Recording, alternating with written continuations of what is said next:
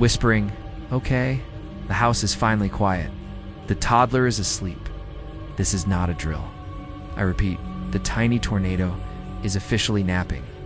It took 2 stories, 3 songs, a tactical snack deployment, and a solemn promise to protect his favorite stuffed dinosaur from rogue dust bunnies.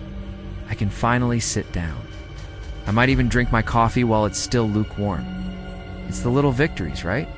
For the next 90 minutes, I am the queen of this silent castle.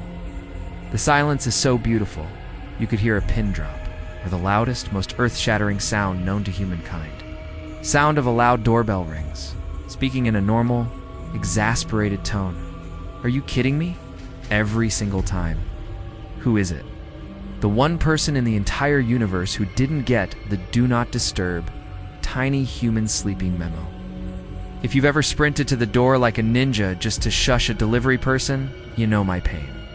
Let me know in the comments if this has happened to you.